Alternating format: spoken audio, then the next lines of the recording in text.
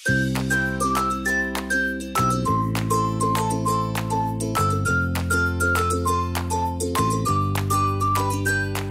Bapak-Bapak Ibu sekalian.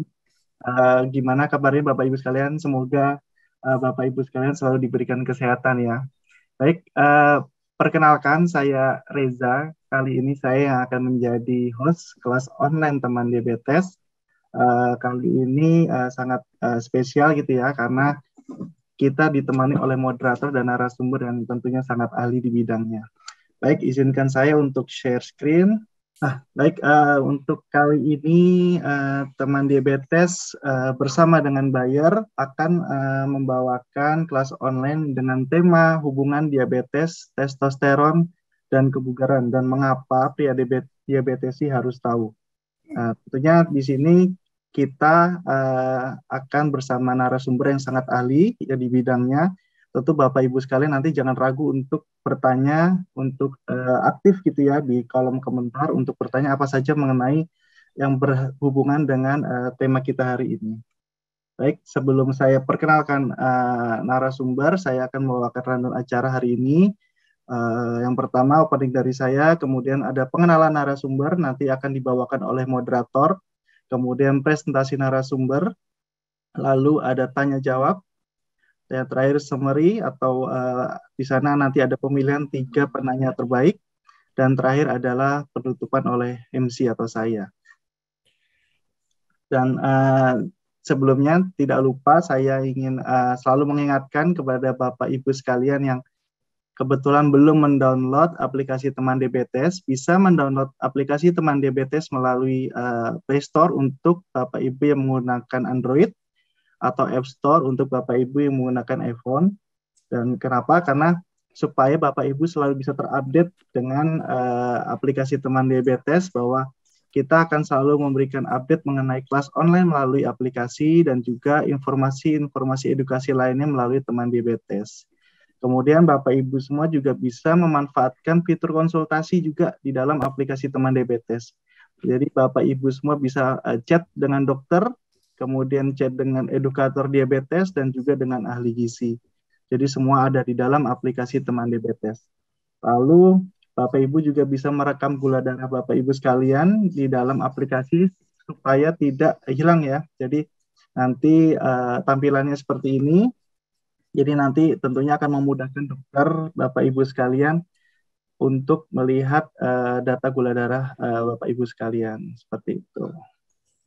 Dan saya ingin memperkenalkan moderator kita kali ini yang mungkin kalau Bapak Ibu sekalian sudah sering mengikuti kelas online dari Teman Diabetes, pasti sudah tidak asing lagi dengan Dr. Indra Wijaya, MKes, spesialis penyakit dalam, KMD Vinasin. Mari kita sapa beliau. Halo Dr. Indra Wijaya. Selamat siang dokter. Halo, apakah terdengar? Halo Dr. Indra, sudah terdengar dokter? Ya, halo. Halo dokter, apa kabar dok? Ya, baik-baik. Apa sudah terdengar belum ya? Sudah terdengar dok. Dr. Indra ini sehari-hari berpraktek di Eka dan Rumah Sakit Pantai Indah Kapuk ya dok ya? Ya. Baik dok, selanjutnya untuk memperkenalkan narasumber dan memulai kelas online kita hari ini, untuk waktu dan tempat saya persilahkan kepada Dr. Indra Wijaya untuk mengambil alih. Silakan dokter. Baik ya, selamat siang semuanya. Maaf saya ada agak gangguan koneksi pakai laptop nih, jadi pakai handphone ya. Semoga terdengar jelas. Baik dok. Ini ya, sama videonya juga mungkin bisa kelihatan ya. Baik, saya untuk acara siang ini saya memperkenalkan satu narasumber, yaitu guru besar saya juga ya, Prof. Ketut Swastike. Saya yakin semua pada sudah kenal ya, baik dari teman-teman sponsor maupun dari rekan-rekan sekalian. Beliau tinggal di Bali ya, dan bertugas di Universitas Udayana sebagai mantan rektor. Sekarang masih mengajar di sana. Pengalamannya cukup banyak, dari dokter, internis, sebagai konsultan diabetes tahun 97, doktor tahun 2000, dan profesor penyakit dalam tahun 2002 ya. Saat ini beliau menjabat sebagai ketua divisi endokrin metabolik di UNUD, Universitas Udayana, di RS Rumah Sakit Sanglah, dan Pasar Bali.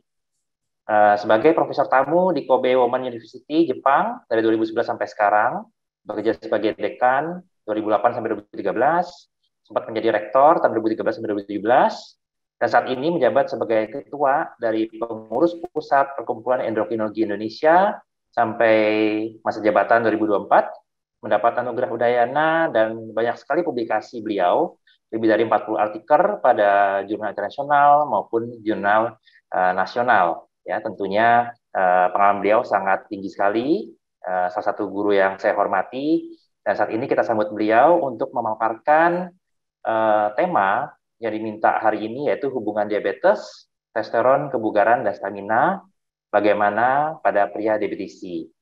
Baik, kita sambut Prof. Ketut Swastike. Untuk waktu dan tempat, saya persilahkan. Terima kasih, Prof. Baik, selamat siang Dokter Indra. Ini Ya, teman Prof. baik saya, Dokter Indra. Ya, Prof. Jadi belum saya sampaikan, Dokter Indra juga seorang ahli endokrin. Kalau bahasa awamnya mungkin hormon ya, yaitu terutama bidang diabetes, tiroid namanya, kemudian hormon-hormon yang lain, termasuk yang kita bicarakan sekarang ini. Nanti saya yakin Dokter Indra juga akan memberikan masukan yang banyak dalam diskusi kita. Nah, sebelum mulai, saya lagi sekali ucapkan terima kasih Dr. Indra bersama-sama dalam diskusi ini. Yang kedua, terima kasih saya tujukan kepada PT Bayer Indonesia yang mensupport acara ini, dan tentu juga apresiasi terhadap teman kita, yaitu teman diabetes. Ya. Jadi berkat teman diabetes kita juga bisa bersama-sama berkumpul di sini siang hari ini.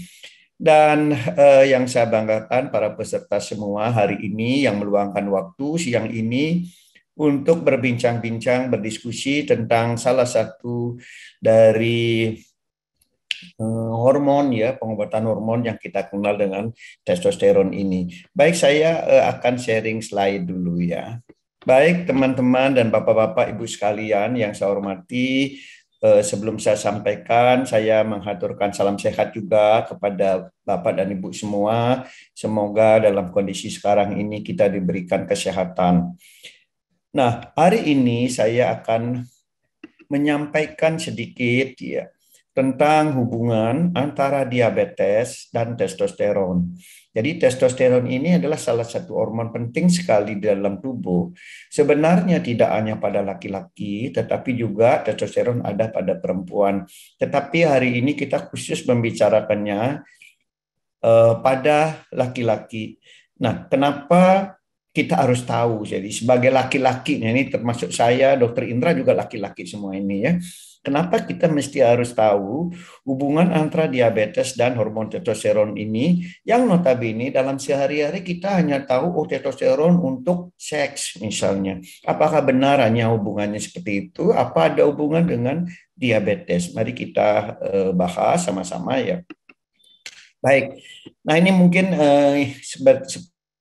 sekedar ilustrasi, jadi mungkin orang awam mungkin rumit sekali melihat ini. Yang jelas adalah bahwa testosteron dihasilkan oleh testis, ya skrotum kita itu yang ada di bawah alat kelamin laki-laki. Itu ada skrotum namanya di bawah, ada 2 biji, nah itu namanya testis. Disitulah sesungguhnya testosteron itu dihasilkan. Nah, ini dihasilkan berkat rangsangan dari hormon lain yang dihasilkan oleh otak yang kita kenal dengan hipofisis atau pituitari. Nah, ini ada hormon LH, namanya ada hormon FSH.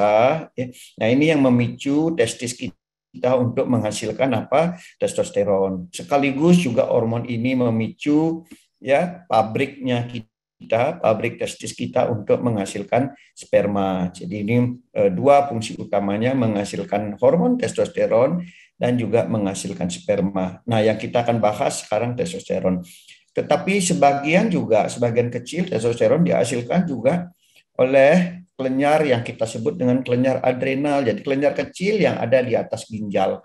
Nah, itu juga sebagian menghasilkan. Ya. Baik, kita teruskan dulu. Nah, apa fungsi testosteron terutama pada tubuh laki-laki, pada pria? Nah, seperti saya sampaikan bahwa testosteron bukanlah hormon yang hanya berkaitan tentang masalah seksual, jadi hanya organ seks. Betul, memang fungsi utamanya adalah misalnya memproduksi hormon testosteron, dia berkaitan dengan sperma, dia berkaitan dengan tumbuhnya penis, dia fungsi ereksi, jadi banyak faktor yang berkaitan dengan organ seks. Tetapi testosteron tidak hanya bekerja yang berkaitan dengan organ seks, tetapi dia juga berpengaruh di otak misalnya. Ya, otak memang rangsangan nafsu seks pun mulai di otak. Nah, ini juga dibantu oleh testosteron. Masalah kognisi, ya, masalah ingatan, memori, rasa, feeling. Nah, itu juga dipengaruhi oleh testosteron. Hal yang lain adalah ginjal. Nah, di ginjal ini berpengaruh terhadap produksi namanya eritropoietin.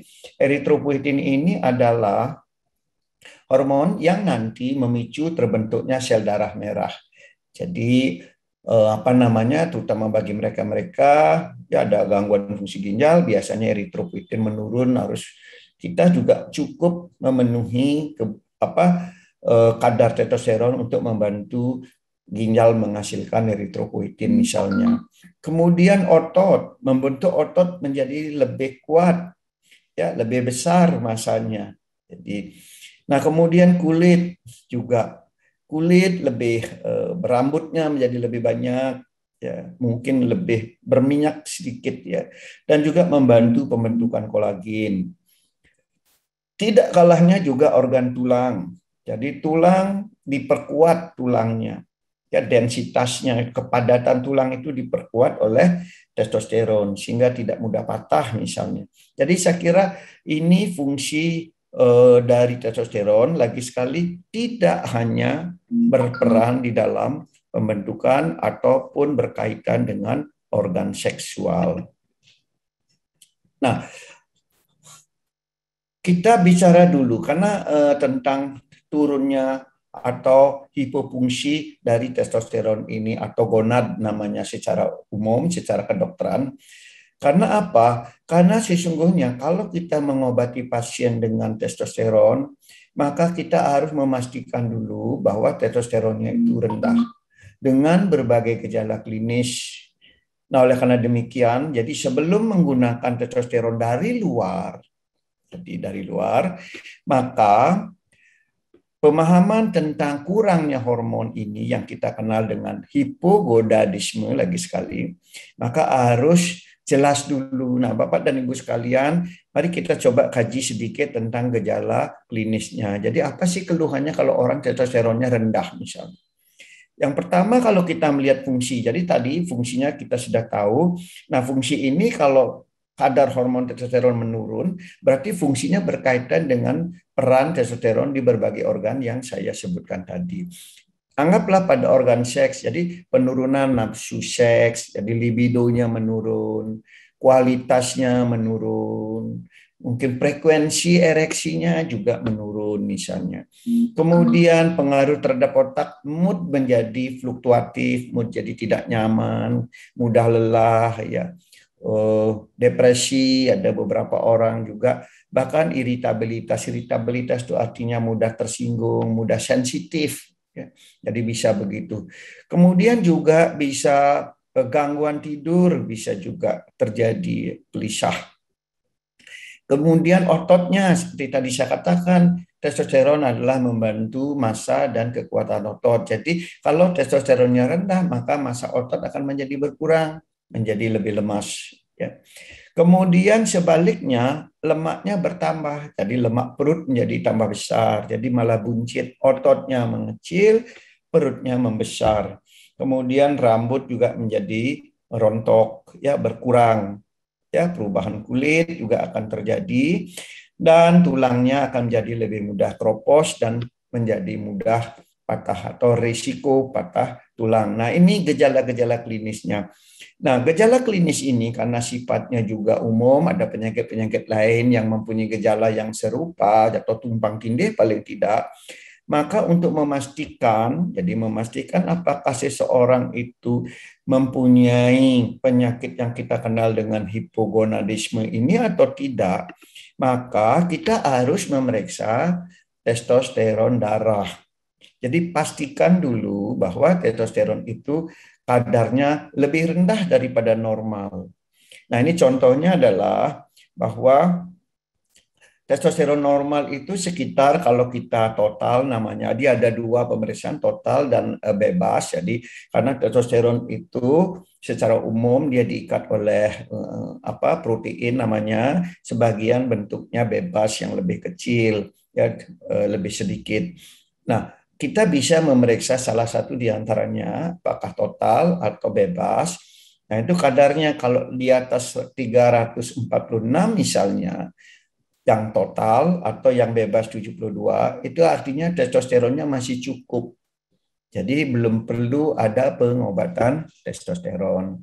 Tetapi kalau kadarnya kurang dari 200-an total, 230-an misalnya, atau yang bebas 52, jadi ini berdasarkan berdasarkan rekomendasi dari Perkumpulan Andrologi Dunia, Perkumpulan dari Aging, ya.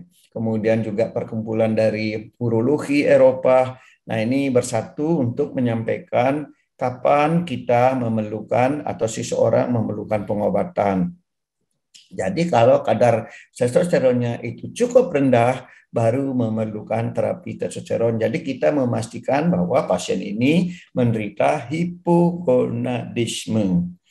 Nah, kalau di antara misalnya kan ragu-ragu, selalu ada laboratorium hasilnya yang ragu-ragu. Misalnya tadi antara obat misalnya 231 sampai 300-an mau diapakan. Nah, apakah diobati apa tidak? Nah, ini kalau kita ragu-ragu, kita kembali lihat gejalanya. Kalau gejalanya jelas dan penyebabnya tidak ditemukan, jadi maka kita perlu pengobatan. Jadi atau nanti periksa yang bebasnya juga di antara yang tidak perlu diobati dan perlu diobati kalau ragu-ragu. Nah, ini akan menjadi pertimbangan dari dokter pada saat mengobati pasiennya. Baik. Nah, kita masuk sedikit tentang kejadian hipogonadisme. Nah, Bapak dan Ibu sekalian, kejadian hipogonadisme ini di dalam masyarakat itu bukannya sedikit. Rupanya juga cukup banyak. Jadi kalau kita melihat pada mereka-mereka dengan usia di atas 45 tahun, jadi mungkin Bapak dan Ibu sekalian yang hadir pada hari ini sebagian besar usianya sudah di atas 40-an ya. Nah, pada mereka-mereka yang obes ataupun diabetes tipe 2, jadi obes itu kita bisa periksa dengan indeks massa tubuh namanya, ya. Atau kita bisa periksa lingkar pinggang, jadi lingkar pinggang lebih dari 90 cm pada laki-laki ya.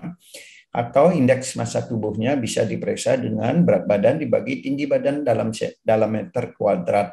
Kalau di atas 23, ya, atau di atas 25, 23 kita baru overweight, 25 itu sudah obes, maka separuh dari mereka-mereka, jadi yang obes maupun diabetes tipe 2 ini, itu mempunyai kejadian atau menderita hipogonadisme. Jadi ini penting sekali diperhatikan karena apa?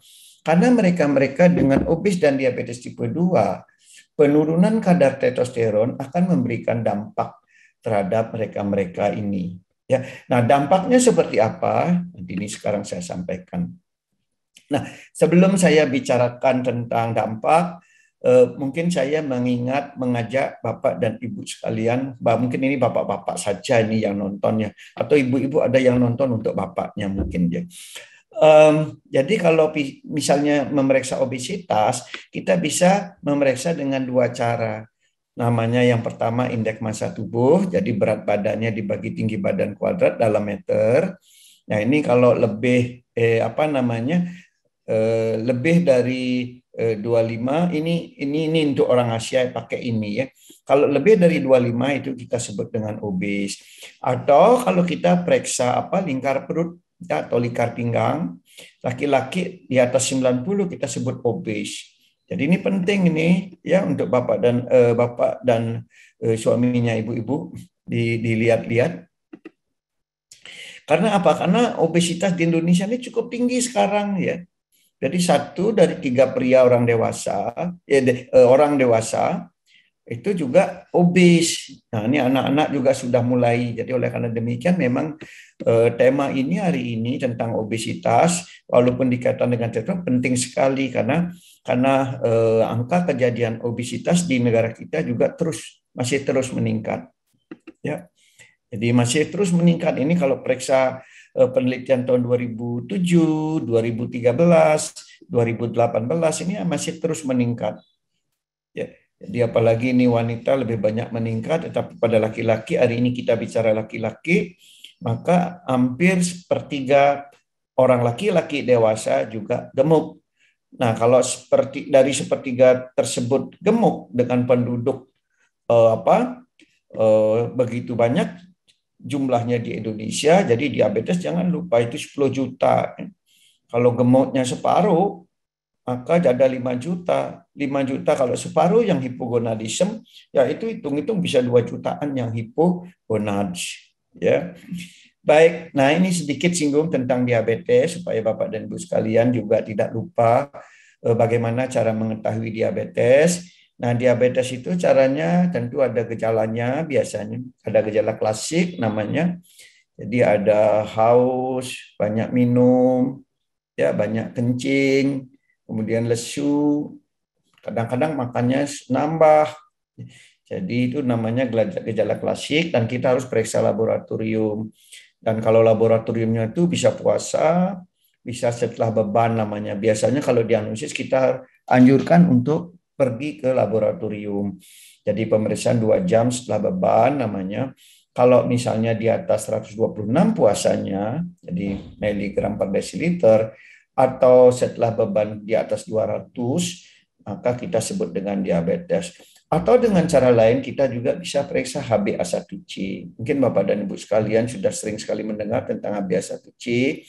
Jadi kalau HbA1c-nya di atas 6,5, kita sebut dengan diabetes. Jadi kalau normalnya di bawah 5,6 dan diantaranya ini kita kenal dengan pre-diabetes. Baik. Nah, diabetes seperti halnya dengan obes. Jadi karena obes ini sangat berkaitan dengan diabetes, terutama diabetes tipe 2. Jadi makin tinggi orang obes, makin tinggi kejadian diabetes tipe 2. Karena dasar dari diabetes tipe 2 pada umumnya itu adalah obesitas. Nah, kita melihat di sini ya, angka kejadiannya ini diabetes makin tahun makin meningkat, dan yang paling mengerikan adalah sebagian besar mereka ini tidak diketahui ini ini diabetes DDM ini adalah terdiagnosis, yang UD ini undiagnosed, artinya belum diketahui, pasiennya tidak sadar ada diabetes.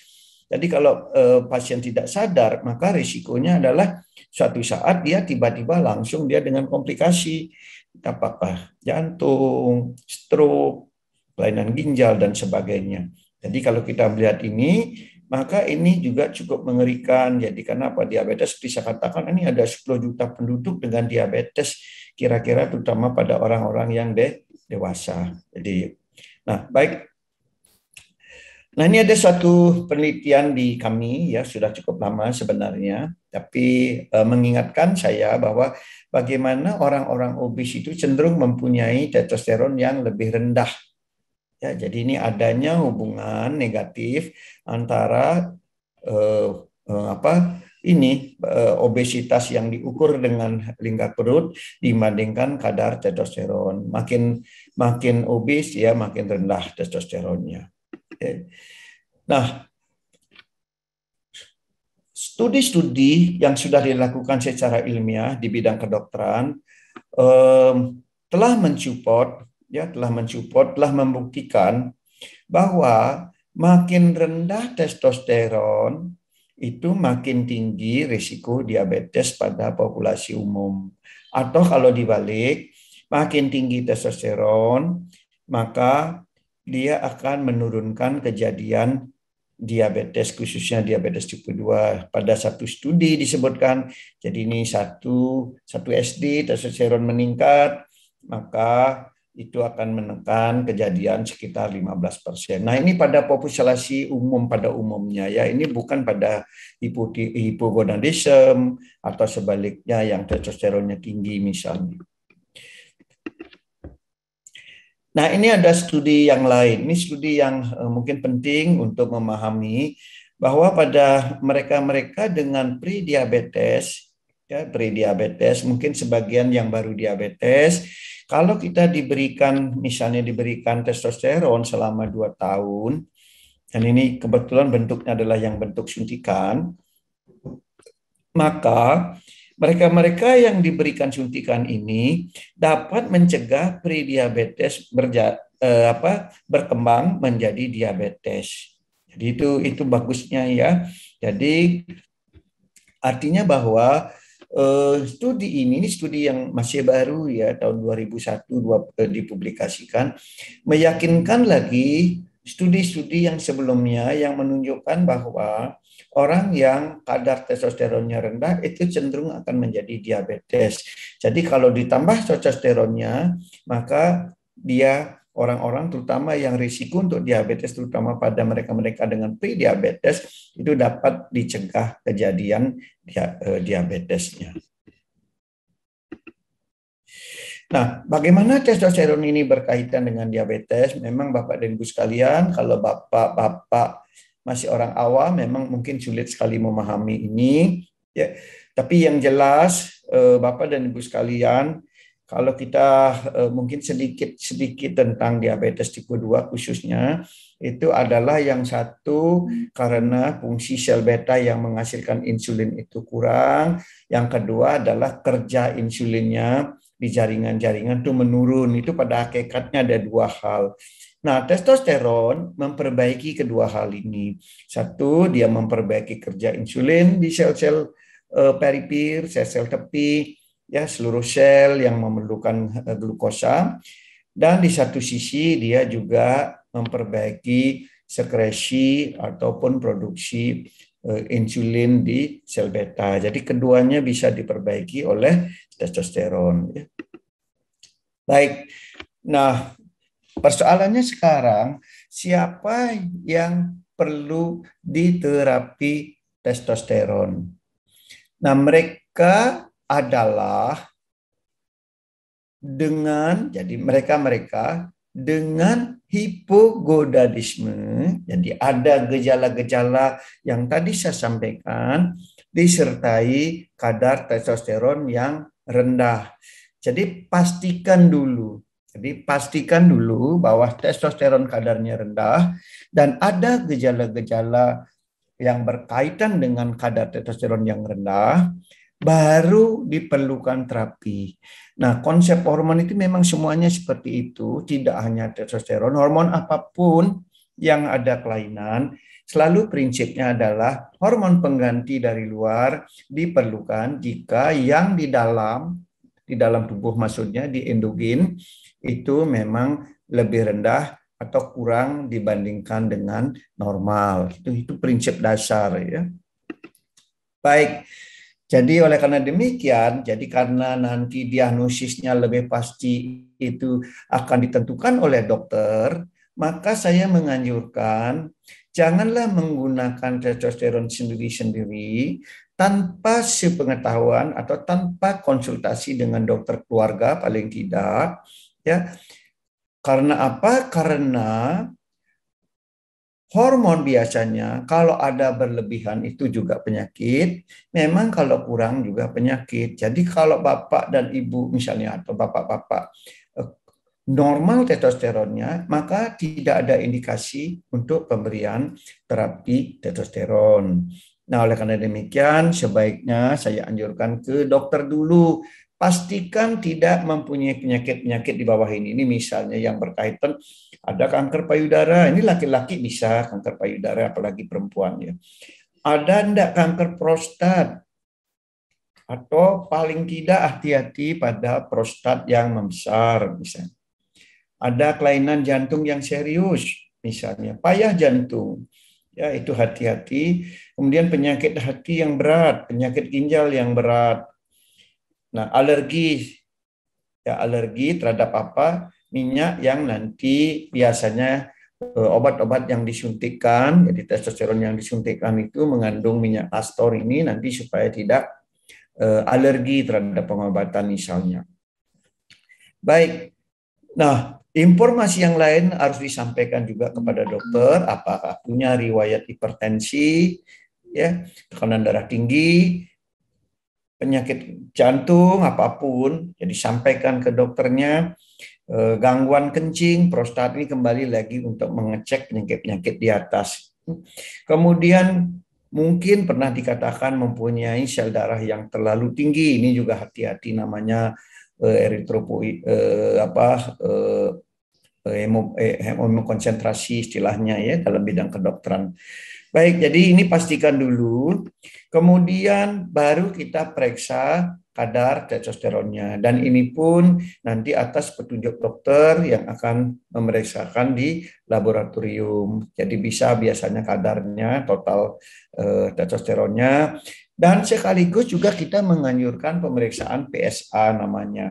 Jadi PSA ini adalah marker atau penanda dari kanker prostat. Jadi jangan sampai PSA ini tinggi kita berikan, maka kita malah memicu terjadinya kanker yang lebih hebat. Jadi oleh karena demikian, lagi sekali, sebelum memulai terapi testosteron, pastikanlah penyakit-penyakit yang saya sampaikan itu tidak ada, ya, dan disertai dengan kadar testosteron di dalam darah itu menurun, jadi lebih rendah daripada normal. Nah, apa sih yang diharapkan kalau kita mengobati pasien-pasien ya baik diabetes maupun obes yang testosteronnya itu rendah? Sebenarnya banyak tentu yang bisa diharapkan jika memang terapi testosteron ini itu penting bagi seseorang pasien. Jadi biasanya pada minggu keempat, jadi 1 bulan pertama itu biasanya sudah ada tanda-tanda perbaikan paling tidak psikologis dan juga perbaikan fungsi seksual. Jadi itu sudah mulai dirasakan, ya, apakah suasana hati, konsentrasi, ya, mood, kemudian dorongan seksual sudah mulai ada, mungkin kemampuan seksualnya sudah mulai meningkat, fungsi ereksinya mulai membaik. Nah, jangka yang lebih panjang misalnya 7 minggu mulai bisa mengatasi mudah lelah misalnya, di otot-otot mulai tumbuh lebih besar, ya, lemak-lemak mulai dikikis. Nah, tentu jangka yang lebih panjang lagi, jadi setelah 14 minggu, itu ada perbaikan komposisi tubuh. Seperti saya katakan tadi, bahwa testosteron itu meningkatkan massa otot, mengurangi massa lemak, sehingga tubuh menjadi istilahnya komposisinya itu menjadi lebih baik. Lean body mass-nya, istilah bahasa kedokterannya, itu menjadi lebih baik. Jadi otot yang lebih besar, otot yang lebih kuat itu akan memberikan kinerja kita yang berkaitan dengan energi itu menjadi lebih baik. Ya.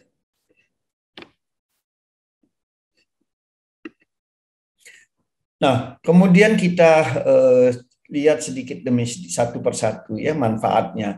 Jadi manfaat jangka panjang tadi ini kalau tidak salah saya sampaikan manfaat jangka pendek ya, jadi baru 14 minggu saja. Nah, jangka panjang kalau kita menggunakan lebih lama lagi karena banyak penelitian sampai 2 tahun ya diberikan, bahkan lebih tergantung daripada kondisi pasien. Nah, jangka panjang komposisi tetap bertahan, jadi dari 14 minggu itu sudah ada perbaikan dan itu akan terus bertahan di dalam memperbaiki komposisi tubuh.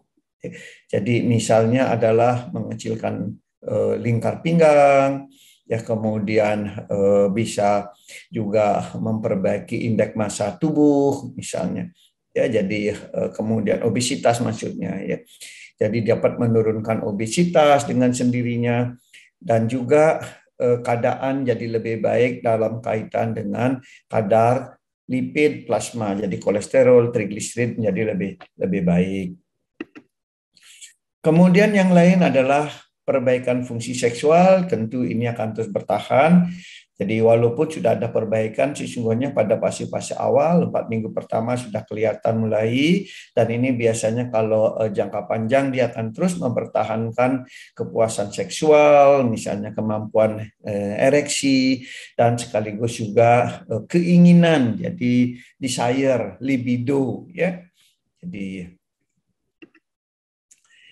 nah, seperti saya sampaikan bahwa testosteron ini juga bekerja pada tulang, jadi oleh karena demikian, khususnya bagi mereka-mereka yang mempunyai hipogonad relatif panjang, akan mulai kekurangan massa otot, jadi pemberian testosteron ini akan memperbaiki kepadatan tulang. Jadi densitas tulang akan diperbaiki dan sekaligus juga mencegah kemungkinan adanya fraktur yang patologis. Jadi fraktur yang belum semestinya terjadi pada seseorang.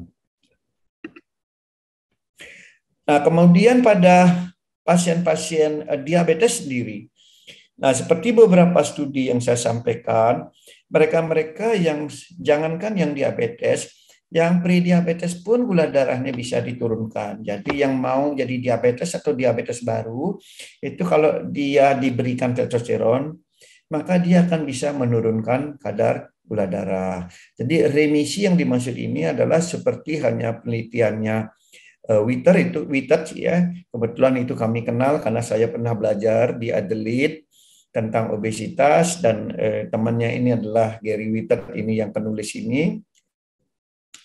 Jadi dia bisa membuktikan pemberian testosteron pada mereka-mereka yang diabetes baru atau sudah pre-diabetes, dia bisa mencegah diabetes, bahkan yang sudah diabetes bisa menjadi pre-diabetes bahkan normal. Jadi itu yang kita sebut dengan remisi. Baik. Nah, kualitas hidup juga diperbaiki. Jadi dengan kualitas hidup dengan kondisi-kondisi yang diperbaiki seperti tadi, maka dengan sendirinya akan memperbaiki kualitas hidup. Anda Bapak dan Ibu atau Bapak-bapak bisa bayangkan kalau kita otot kita lemah, seksualitas kita rendah misalnya, ini sangat besar pengaruhnya terhadap kualitas hidup kita, ya. Baik.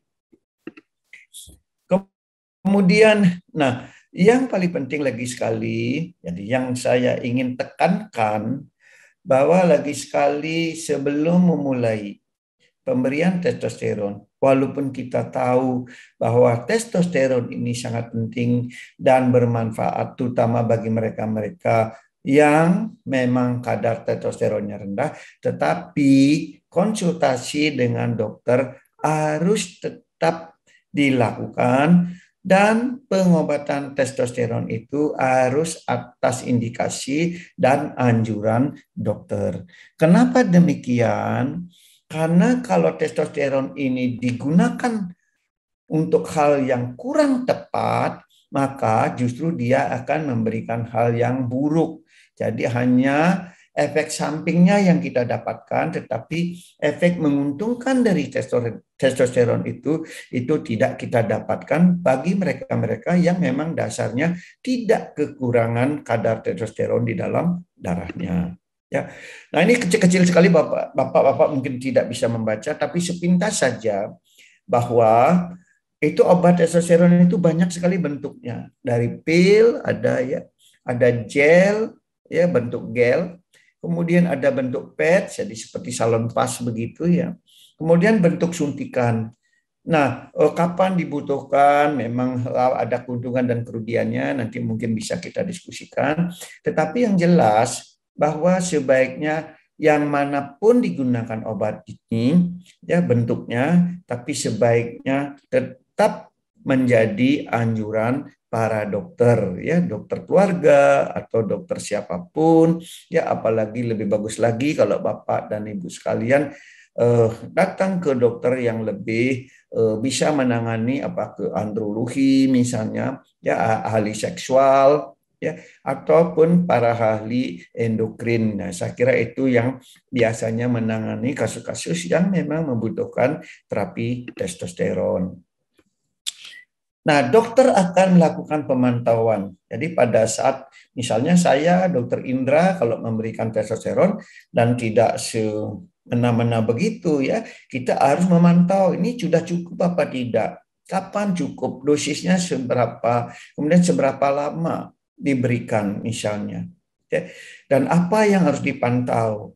Nah, biasanya kadar itu cukup antara 400 sampai 700 nanogram per desiliter, itu sangat memadai untuk apa? Untuk segala keluhan yang terjadi akibat hipogonadisme atau gonadisme ini.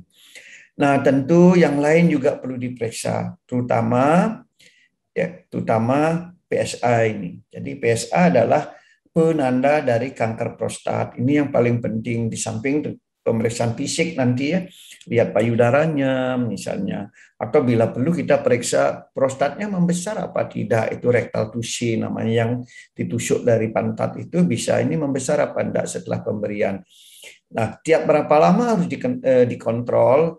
Nah, pada awalnya mungkin 3-6 bulan, kalau aman-aman semua, kita bisa tiap tahun pemeriksaannya. Jadi ini penting sekali ini Bapak ya.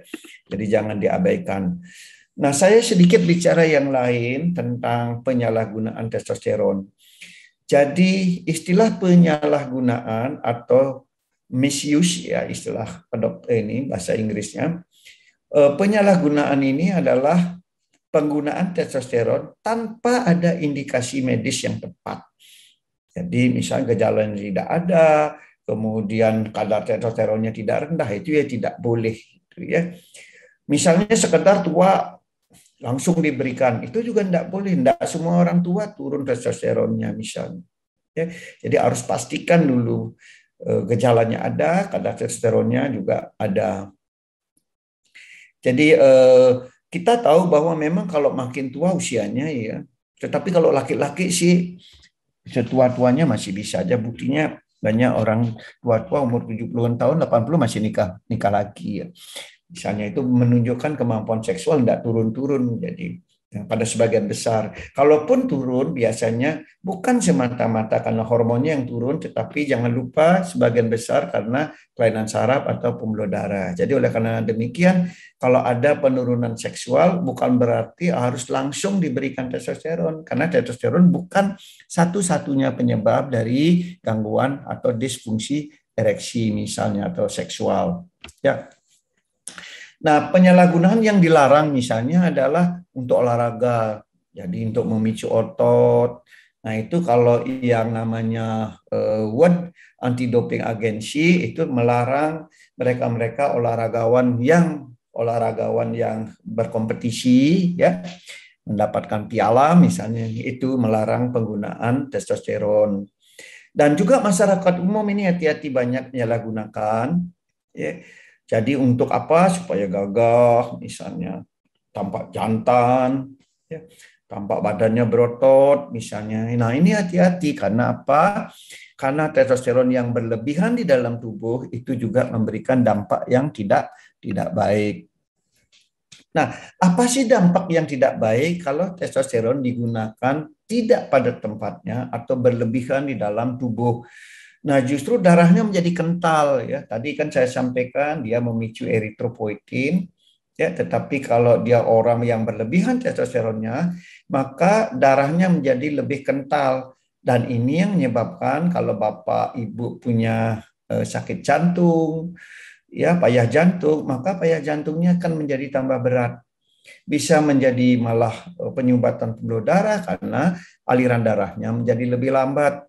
Nah ini yang saya katakan tadi, kenapa di satu sisi kalau dia kurang kita berikan testosteron bisa mencegah sakit jantung, tetapi sebaliknya kalau testosteronnya itu tidak rendah dan diberikan testosteron berlebihan, lebih dari kadar normal, justru juga merusak jantung. Nah gangguan kulit juga itu menjadi akne. Akne itu adalah apa bahasa Indonesianya saya sampai lupa nih. Ya akne mungkin tahu ya. Kemudian kebotakan akan bisa terjadi, kulit terlalu berminyak itu yang cukup sering terjadi juga. Nah, ini kalau sini sudah saya runut ya, yang makin atas makin sering, yang makin bawah memang makin jarang. Jadi efeknya terhadap prostat. Nah, ini juga hati-hati. Jadi kanker prostat misalnya.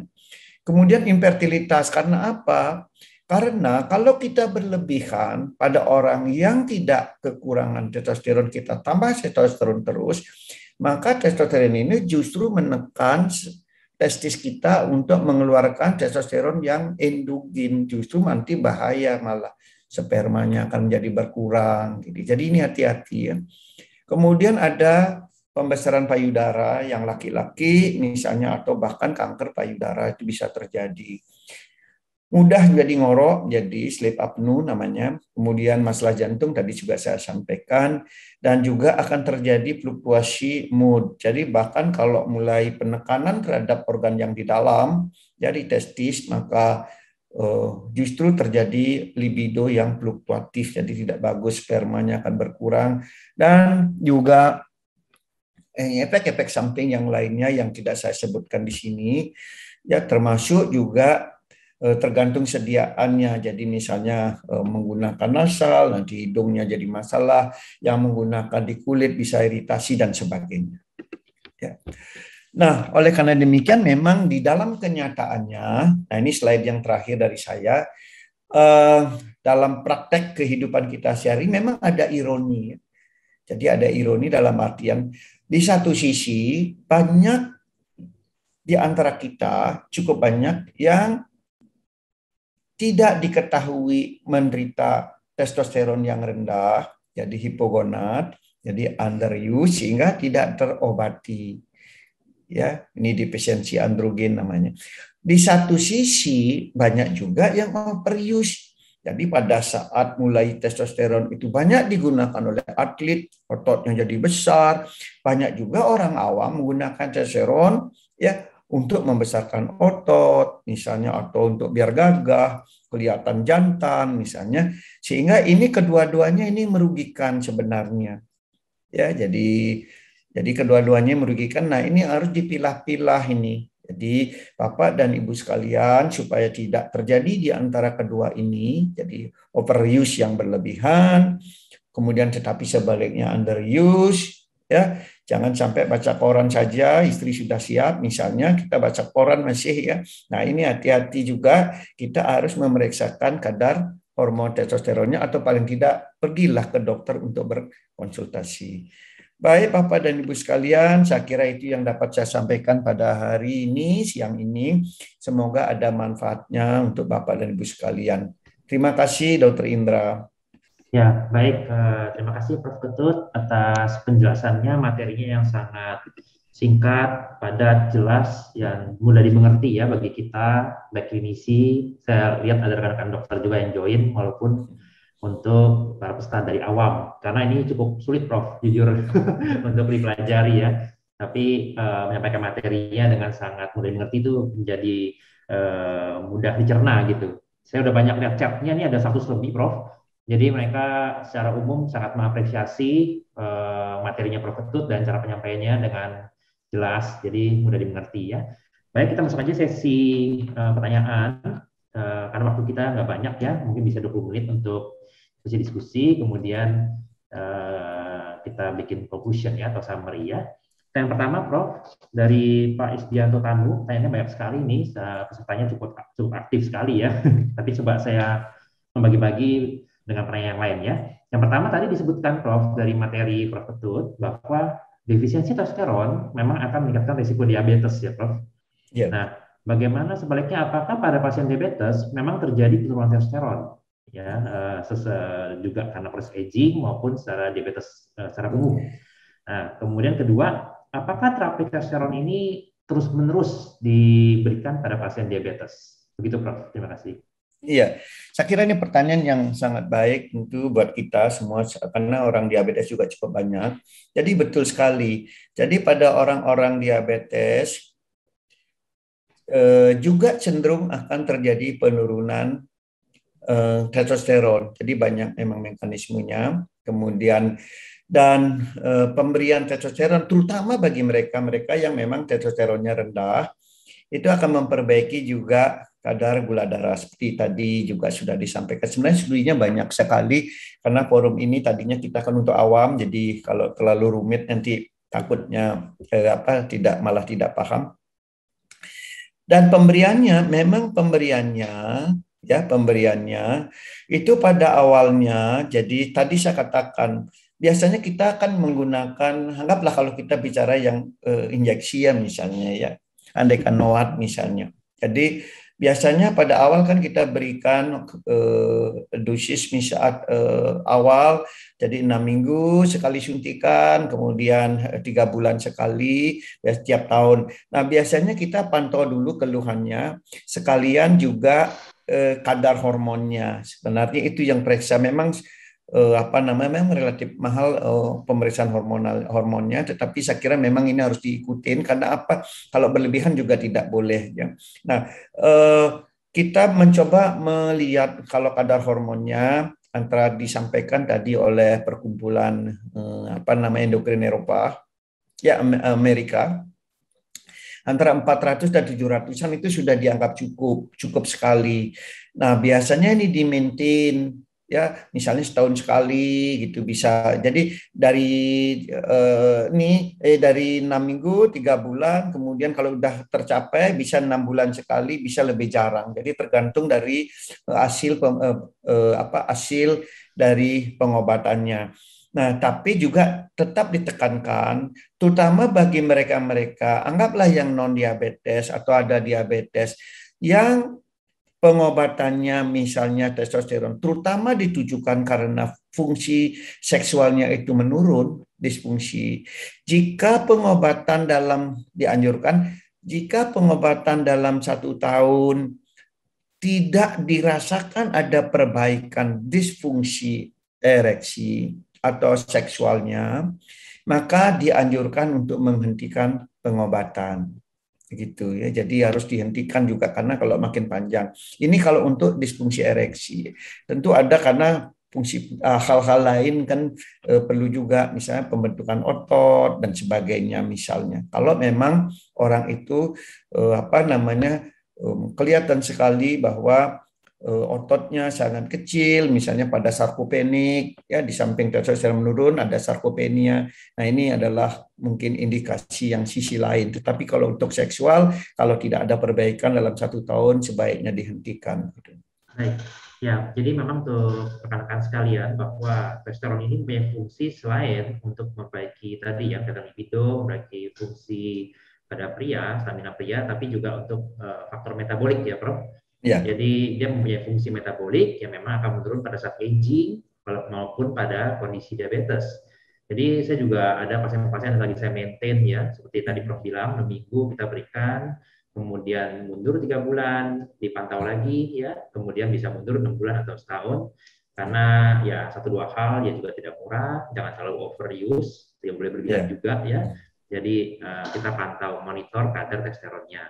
Nah, baik. Yang kedua dari Pak Agung, ini menanyakan, Prof, ada nggak bedanya hipogonadisme, hipogonads dengan impotensi, dan pemeriksaannya apa bedanya testosteron total dengan free, Prof? Free testosteron dengan total testosteron, mana yang kita pakai gitu? Terima kasih, Prof. Iya, ya memang tadi hipogonad dengan hipotensi gitu. Ya, hipogonad dengan impotensi. Oh, impotensi. Impoten mungkin maksudnya. Kalau impoten itu kan dia salah satu aja. Impoten itu sebenarnya juga suatu entity sendiri ya. Impoten itu kan tidak hanya tidak bisa ereksi, juga bisa tidak ereksi ya juga, disfungsi seksual bisa, tapi tidak bisa membuahi atau membuat menjadi anak kan juga tidak bisa. Itu juga disebut impoten ya pada umum. Jadi orang awamnya bisa mengatakan begitu. Jadi ada sisi lain, tidak selalu sama, tetapi mungkin ada yang mirip. Jadi kalau testosteron rendah karena bisa berpengaruh terhadap impotensi. Karena apa? Karena kan testosteron ini bisa memicu libido, keinginan hasrat seksual, dan sekaligus juga dia berfungsi untuk pematangan dan pembentukan sperma. Jadi kalau terlalu rendah, spermanya sedikit, nafsu seksnya turun, jadi impoten juga bisa. Tetapi impotensi tidak semuanya disebabkan oleh karena testosteron yang rendah. harus dikaji lagi ya kualitas testosteron karena kelainan genetik kalau atau kelainan hal-hal yang lain itu bisa terjadi. Jadi tidak selamanya karena hipogonad. Nah, yang kedua adalah pertanyaan kedua apa tadi? Maaf ya lupa jadinya. Perbedaan lab antara total sama free testosteron. Oh iya, kalau yang bagus memang free ya karena dia yang bekerja sama dengan kalau kita periksa tiroid namanya. Yang free tiroksin itu lebih bagus karena dia yang aktif, sedangkan sisanya kan terikat albumin, terikat protein ya nanti apa namanya ini sebenarnya jadi resources jadi sumber nanti kalau yang free-nya berkurang ya inilah akan dibebaskan gitu. Tetapi tidak semua laboratorium bisa memeriksa yang free karena kadar free-nya itu kan rendah sekali, testosteron kan kadarnya rendah. Jadi sehingga total pun tidak masalah. Jadi jangan kalau bisa free lebih bagus, tetapi kalau total tidak masalah gitu. Ya. Ya, baik. Nah, menambahkan aja Prof, pengalaman dari pasien-pasien saya banyak yang komplain periksa free testosteron mahal sekali bedanya. Iya, free pasti jauh lebih mahal ya. Iya, bisa 3 kali lipat sampai 4 kali lipat betul katanya sekali. dibanding total lagi. Ya, saya kalau kadang-kadang saya biasa total aja lah biar lebih murah karena total kan juga sudah ada standar berapa yang perlu diobati, yang berapa tidak perlu diobati. Betul, Prof. Betul, Prof. Ya, itu pengalaman sama pasien. Kalau tidak salah, kalau yang total itu 500-an ribu ya. Kalau nggak salah, Prof. Sekitar itulah ya. Kalau yang free jauh lebih mahal ya. Hampir 2 juta, Prof. Oh ya itu makanya. Iya, baik. Betul. Oke, nomor 3 dari Pak Cepi ya. Apakah ada makanan yang bisa meningkatkan testosteron secara alami? Maksudnya makanan alami yang bisa meningkatkan kadar testosteron. Apakah ada, Prof ya? Terima kasih. Setahu saya sih enggak ada yang spesifik ya. Kalau makanannya ya. Jadi mungkin Dokter Indra ada pernah baca enggak? Enggak ada juga sih, Prof. Kalau makanan yang spesifik enggak rasanya. Testosteron enggak ada ya. Ya saya rasa tidak ada ya, Prof ya. Iya. Kalau estrogen ya banyak yang dari kedelai, fitoestrogen ya, Prof. Kalau testosteron ini tidak ada buktinya memang. Iya. Jadi memang butuh suplementasi jika defisiensi ya, Prof. Dari suntikan ya, ataupun dulu kita punya tablet, gel dan sebagainya. Tapi sekarang suntikan ya. Oke, pertanyaan selanjutnya dari Aldila Putri. Prof, apakah penambahan massa otot ini bahaya? Karena suaminya itu fitness, Prof, dan dia makan banyak suplemen massa otot, takut ada nggak bahaya? Tapi nggak dijelaskan sih suplemennya apa nih ya? Nggak dijelaskan. Iya. Memang ya tentu kalau dia tadinya orang normal, kalau dia salah satu kan testosteron yang menggunakan banyak dipakai misuse, makanya saya singgung juga tentang misuse. Salah penyalahgunaan testosteron bagi mereka-mereka yang sekedar untuk membesarkan otot, jadi bukan untuk kompetitif. Kalau kompetitif kan sudah pasti dilarang, mereka biasanya tidak menggunakan. Tapi yang bagi yang tidak kompetitif ini, yang sekedar besarkan otot, kadang-kadang juga hormon-hormon androgen yang lain, bisa steroid hormon yang lain kan, growth hormon kadang-kadang juga. Jadi banyak betul sekali. Nah ini kembali kita ke testosteron. Testosteron bisa digunakan untuk membesarkan otot juga, sekaligus mengurangi lemak. Tapi hati-hati, makanya saya katakan tadi hati-hati itu terhadap efek samping. Karena kalau kita diberikan cukup banyak dari luar, maka dia akan menekan yang ada di dalam. Jadi pada saat kadarnya juga relatif tinggi, dia berisiko. Jadi seperti saya katakan, kalau runut dari atas, dari yang paling sering ke yang jarang, yang paling tidak, ada hemokonsentrasi, jadi darahnya jadi kental, kemudian takutnya menjadi apa istilahnya kanker prostat misalnya begitu. Jadi itu yang harus hati-hati bagi mereka yang menggunakan testosteron berlebihan. Mungkin kalau dianjurkan seperti kalau itu betul kan, Ade Rai itu kan tidak menggunakan macam-macam katanya. Kalau membesarkan otot ya sudah lebih baik makanan biasa aja yang bergizi, proteinnya diperbanyak, kemudian latihannya diperkuat. Jadi tidak menggunakan hormon-hormon ataupun suplemen yang kita perkirakan mengandung hormon-hormon steroid, tidak saja testosteron. Mungkin itu yang bisa kita sampaikan ke masyarakat ya. Ya, betul. Ya, jadi teman-teman sekalian, para peserta, jadi sangat menarik sekali pada siang ini. Bicara mengenai testosteron, tadi Prof. Putut sempat singgung kekentalan darah ya. Itu satu paper saya waktu Konas Perkeni, kita berkumpul dokter endokrin waktu saya masih sekolah di Manado. Itu saya dapat juara satu, Prof. Pengujinya Prof Ketut kebetulan. Jadi saya juara poster pertama, judulnya adalah kejadian polistemia atau penekanan darah ya, atau peningkatan darah merah pada pasien yang menggunakan testosteron. Kasusnya di RCM kebetulan. Itu sudah pernah ya. Prof, betul sekali. Prof Ketut waktu itu penguji saya dan saya juara satu, Prof, waktu itu. Jadi topiknya related sekali siang ini. Iya, betul sekali. Itu jadi, dikatakan oleh ACE itu memang yang paling sering.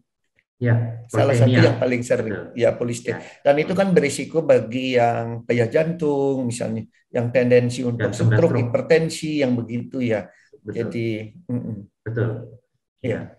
Nah, jadi teman-teman sekalian itu kasusnya udah ada, saya sudah presentasikan, jadi harus hati-hati dan sebaiknya jangan sendiri, tapi konsultasikan ke dokter ya. Jika ada indikasi tentu akan diberikan, tapi jangan tanpa konsultasi ya, seperti tadi materi Prof Ketut ya. Nah, dari tadi kita bahas testosteron, kita masuk sedikit ke diabetes ya, karena topiknya diabetes dan testosteron. Ini banyak menanyakan juga. Dari Pak Alif Ahmad, selamat siang Prof, mau bertanya, apakah perbedaan buah jus, buah yang dipotong dengan yang jus, apakah memang jus lebih tinggi, Prof, gulanya? Ya gini, katanya ahli gizi tanda petik. Mungkin kita tidak terlalu sepintar ahli gizi ya, karena kita sering sekali bertemu dengan para ahli gizi ya, dokter gizi klinik. Jadi sesungguhnya karena sebenarnya kan buah itu kan saat ini harapannya banyak serat-serat itu ya. Tapi kalau di jus katanya serat itu akan menjadi lebih pendek, dipotong-potong salah. Seolah-olah kalau kita makan yang besar dengan yang kecil. Jadi yang kecil ini mulai lebih mudah diserap lagi. Jadi sehingga dia lebih cepat naikkan gula. Jadi oleh karena demikian kalau kita makan buah, sebaiknya ya dipotong-potong besar aja makan besarnya dibandingkan dengan jus. Jus itu seperti minum air gula jadinya. Jadi itu lebih cepat diserap dan lebih cepat menaikkan kadar gula. Mungkin itu informasinya.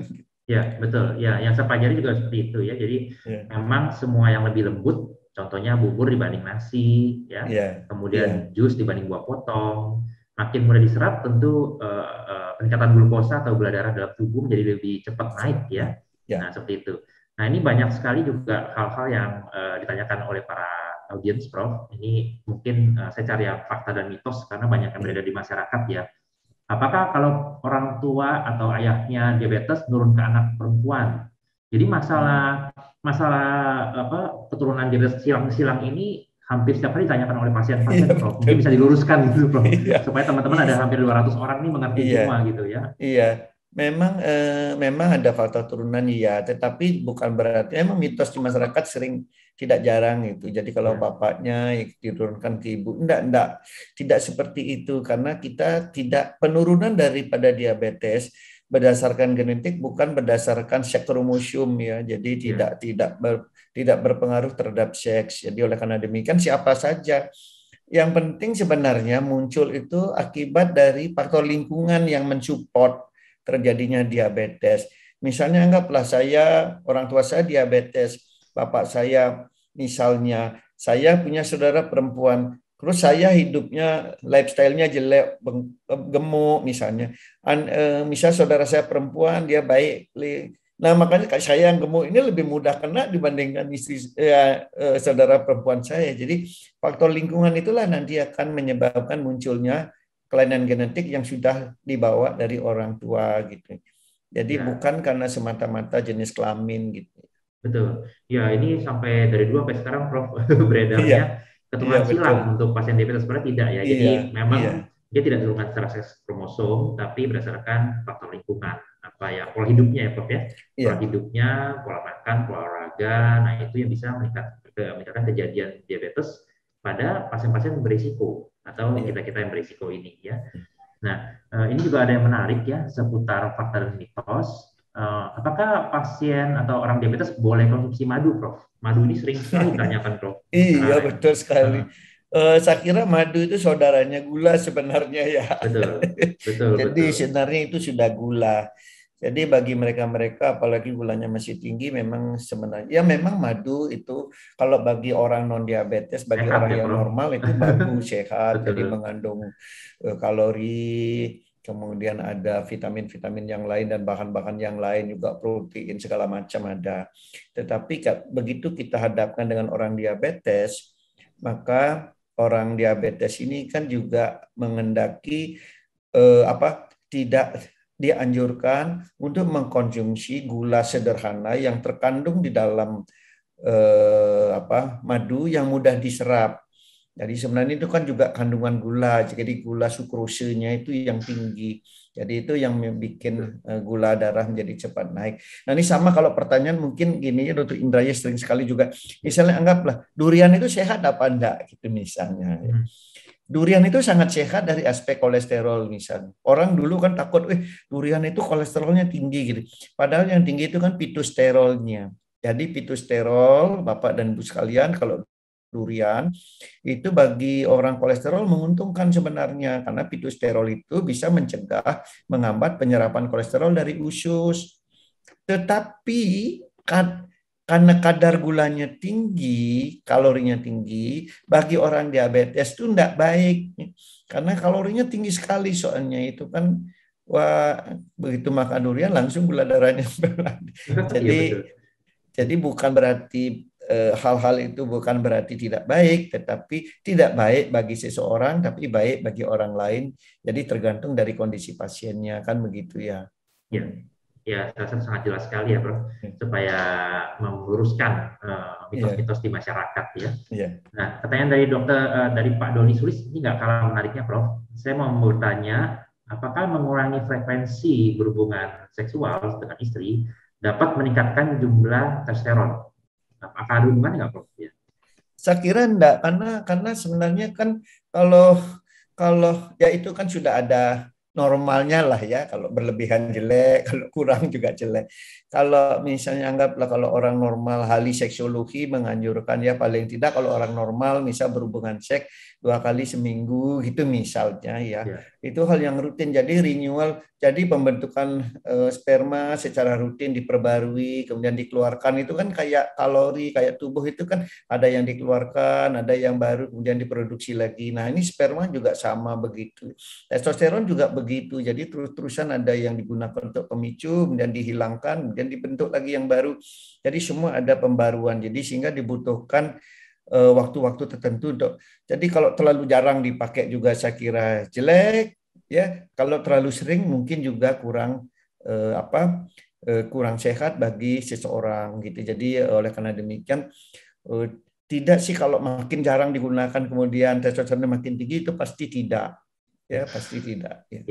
Ya, teman-teman sekalian itu jawabannya dari Prof. Ketut ya. Memang kalau kita pelajari lebih detail, lebih lanjut ya, ini supaya nggak terlalu rumit ya. Itu hormon aksisnya berbeda ya, Prof ya. Jadi kalau testosteron itu berasal dari tadi yang Prof. Ketut katakan dari hormon steroid ya, dibentuk dari kelenjar adrenal atau anak ginjal, sedangkan sperma itu melewati hormon FSH dan LH yang dari otak. Jadi jalurnya sendiri sudah beda pembuatan antara sperma ya, kemudian dengan hormon testosteron. Jadi jalurnya berbeda. Jadi memang tidak berhubungan, gitu ya, Prof. Ketut ya. Kemudian ini coba saya lihat lagi ada beberapa pertanyaan ya. Nah ini ada pertanyaan yang bagus juga. Chatnya banyak sekali, Prof, sampai 100 lebih nih. Memang kalau orang awam biasanya nih, sampai 1 hari pun bisa. Oh iya benar, berarti nggak bisa habis kalau nggak di-cut emang. Nah, ada yang simple tapi saya rasa cukup aplikatif ya. Perkutut bagaimana cara kita mencegah supaya tidak terkena penyakit diabetes karena keturunan dari keluarga saya diabetes. Mungkin kiat-kiatnya, Prof, supaya tidak terkena diabetes. Ya, ini saya kira untuk diabetes penting juga nih. Masih suasana Hari Diabetes Dunia ya. Betul. Jadi sebenarnya betul sekali awareness tentang pencegahan diabetes ini penting sekali buat kita, terutama bagi mereka-mereka yang kita sebut dengan high risk. High risk itu adalah mereka yang mempunyai diantaranya seperti yang ditanyakan adalah keluarga diabetes, itu namanya Kemudian bagi kita yang obes misalnya, ya. Kemudian bagi mereka-mereka yang suatu saat pernah sedikit naik gulanya diperiksa, atau juga wanita-wanita yang mempunyai bayi lebih dari 4 kilo, kemudian ada namanya juga PCOS namanya, ya ada kiste misalnya begitu. Nah, ini adalah mereka-mereka sesungguhnya yang high risk. Nah, ini memang harus siap-siap untuk mencegah diabetes, jangan sampai muncul. Karena sekali muncul diabetes, kita sulit sekali membawa non-diabetes remisi, walaupun teoritisnya bisa. Nah, bagaimana cara mencegahnya? Mencegahnya sebenarnya kalau dari aspek teoritis, kalau diomongkan mudah sekali. Tapi masalahnya adalah yang mudah ini tidak semua mau dikerjakan oleh masyarakat misalnya. Yaitu adalah pola hidup. Sebenarnya kan sederhana sekali ya. Pola hidup bagaimana ngatur makanan tidak berlebihan. Kemudian kedua, bagaimana berolahraga bisa tiap hari ya walaupun hanya setengah jam sehari. Yang sederhana sajalah, yang aerobik tidak perlu. Kalau bisa kemampuannya lebih hebat ya silahkan. Nah, ini cara-cara seperti ini saja sebenarnya bisa mencegah diabetes. Jadi oleh karena demikian saya kira kembali saya menekankan pola hidup yang baik itu adalah salah satu cara sederhana. Jadi jangan Bapak berpikir bahwa harus pakai obat-obatan. Misalnya obat itu terakhir yang kita pikir sebelum kita melakukan aktivitas fisik maupun pola makan yang sehat. Mungkin saya kira Dr. Indra bisa nambah-nambahkan. Ya, saya rasa itu udah lengkap, Prof. Intinya sebenarnya pola hidup sehat yang tadi Prof Ketut katakan ya. Pola hidup sehat itu dari pola makan dan juga olahraga. Simple tapi sulit dilakukan, Prof. Simple secara teoritikal ya, tapi aplikatifnya kita tahu itu tidak mudah ya. Jadi ya masing-masing coba kita memperbaiki pola hidup kita supaya kita tetap sehat ya, apalagi selama pandemi ini harus tetap menjaga tubuh lebih bugar. Jadi pilih apa yang Anda makan, apa yang Anda minum, dan juga olahraga teratur ya supaya badan kita bugar ya, punya stamina yang sehat. Nah, ini kemudian ada satu juga oleh Pak Gunawan atau Dr. Gunawan ya, karena pertanyaannya cukup saintifik ini. Pengen nanya Prof, sedikit dijelaskan bagaimana testosteron ya bisa meningkatkan produksi insulin, Prof, di beta pankreas. Apakah direct atau indirect, Prof? Gimana? Sebenarnya direct juga ada. Mungkin ini dokter ya. Jadi kalau bisa, sayang ini nanti kalau bisa saya sebentar aja. Kalau itu sambil jalan ini saya tunjukkan slide-nya ya. Jadi kalau misalnya ya ini sebenarnya.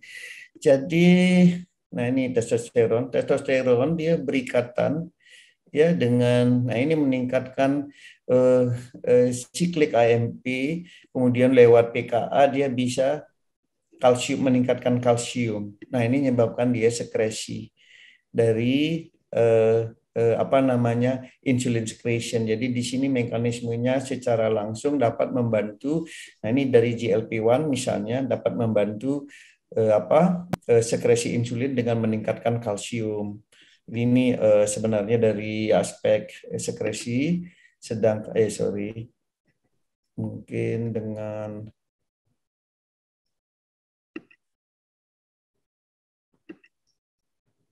nah ini kalau dia memperbaiki insulin resistennya, jadi untuk sensitivitasnya. Nah ini testosteron ini di mana dia bekerja, memang banyak dia bekerja. Pertama ini kan lewat ATP, ini metabolismenya untuk pembentukan ATP. Jadi ATP kita tahu tadi untuk sekresi juga sekresi insulin. Yang berikutnya adalah dia juga ini memperbaiki ini. Jadi masuknya glukos, metabolismenya, kemudian insulin ini mempercepat metabolisme glukos, kemudian juga translokasi juga diperbaiki lewat fosforilasi, memperbaiki fosforilasi dari IF. Jadi translokasi daripada glukos transporter juga diperbaiki oleh testosteron. Jadi ini memang secara langsung dia berpengaruh juga terhadap mekanisme baik insulin resisten ya, sensitivitas insulin maupun sekresi insulin. Saya kira mungkin ini yang bisa saya sampaikan. Jadi kalau memang nanti mau mempelajari lebih detail, saya kira ini juga Saya kira banyak dalam literatur, tapi ini gambar ini saya kira yang paling baik yang saya dapatkan mungkin ya. Mungkin itu dokter. Ya, baik Prof. Putut, terima kasih untuk jawabannya. Jadi teman-teman sekalian, dia melalui jalur bisa direct langsung ke sel beta pankreas lewat tadi AR atau androgen reseptor androgen ya. Ya betul. Ternyata sel beta pankreas punya reseptor androgen. Nah, kemudian secara indirect melewati peningkatan sensitivitas insulin ya, atau menurunkan resistensi insulin. Nah, itulah kenapa testosteron bisa memperbaiki profil metabolik, termasuk salah satunya adalah hemostasis glukosa ya, yang berkaitan dengan diabetes ya. Oke, jadi mungkin masih ada pertanyaan lagi sebelum kita closing ya. Ada yang menanyakan, Prof, ini juga banyak ditanyakan, terutama untuk pasien-pasien diabetes yang mungkin juga kadang-kala ikut puasa ya. Apakah buah kurma bagus untuk pasien diabetes, dan apakah ada pembatasannya, Prof? Misalkan sehari 3 atau 5 atau gimana, Prof? Silakan jawab. Memang sih untuk kurma. Sebenarnya gini ya, gula itu kan prinsip dasarnya dulu ya.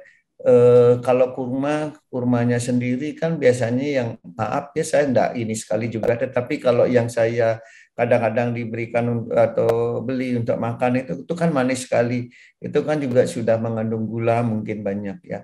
Tapi konsep dasar dari nutrisi, gula itu masih dibolehkan. Jadi karbohidrat simpel itu sesungguhnya masih dibolehkan, tetapi dari segi kalorinya tidak lebih dari 5% gitu.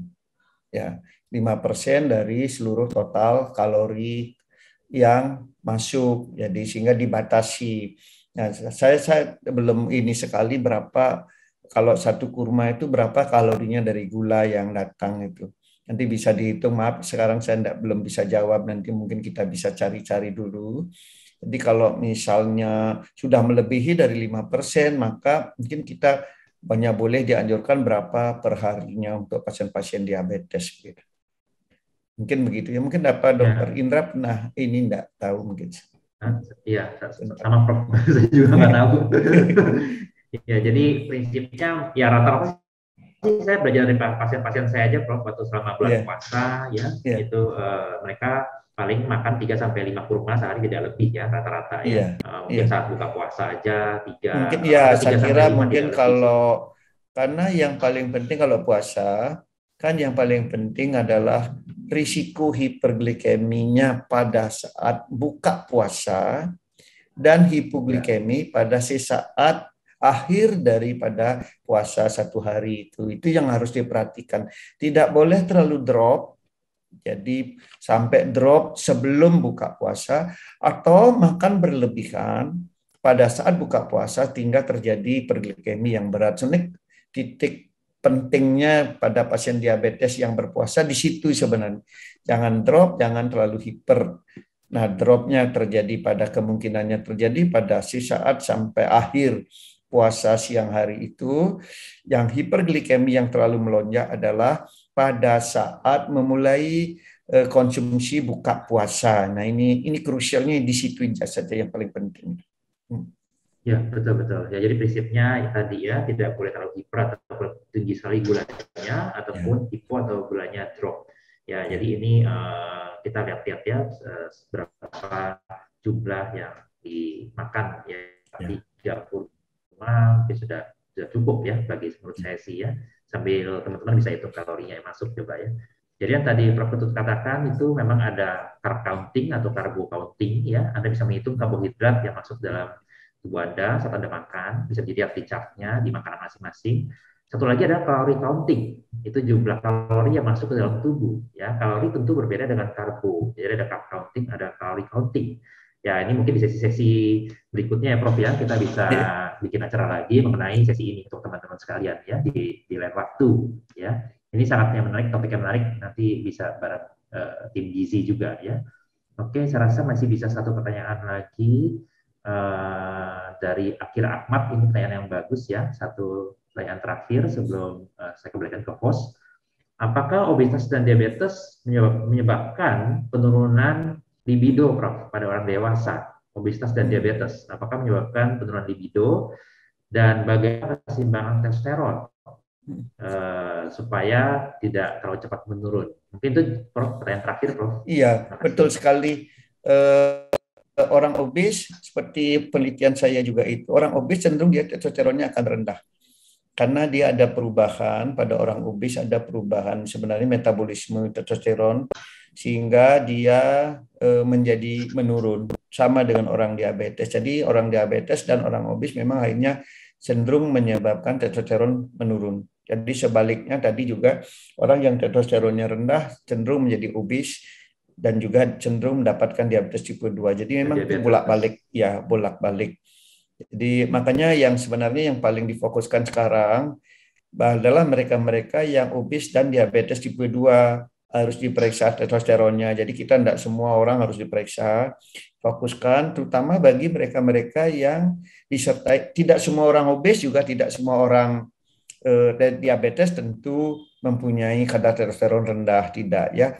Nah, terutama kan fokus kalau orang obes kemudian diabetes tipe 2 disertai gejala-gejala yang tadi saya katakan, gejala-gejala klinis dari hipogonadz, maka itu adalah target untuk pemeriksaan kadar testosteron, saya kira. Ya.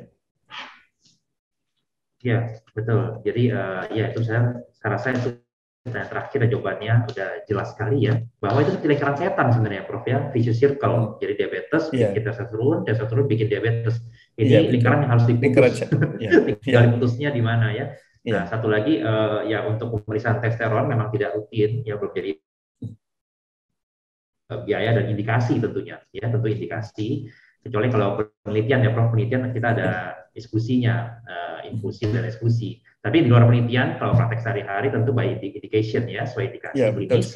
Ya. Dan rata-rata yang kita periksa pasien dengan satu ada sindrom metabolik. Ya, sindrom metabolik itu terkait dengan obesitas dan diabetes di dalamnya. Ya. Kemudian kedua, rata-rata pasien-pasien usia 60 ke atas pada laki-laki. Itu juga biasanya kalau pasien yang mau kita bisa lakukan screening. Karena itu aging proses ya Prof. Jadi proses penuaan testosteronnya akan defisiensi. Dan jika mulai indikasi sarkopenia tadi yang Prof Ketut bilang ototnya jadi mengecil, ya makin lemas, stamina nggak ada, ataupun metabolismenya jadi profil metaboliknya jadi jelek, maka itu ada indikasi kita untuk memeriksakan kadar testosteron dalam darah. Ya, saya rasa ini pertanyaan terakhir ya. Terima kasih Prof Ketut untuk sesi di materi dan diskusinya sangat menarik sekali dan membawa wawasan bagi saya juga sebagai muridnya dan juga bagi para peserta. Saya kembalikan lagi ke host ya. Terima kasih untuk pihak sponsor yang sudah mengadakan acara siang ini. Terima kasih Prof Ketut. Terima kasih Dr. Indra.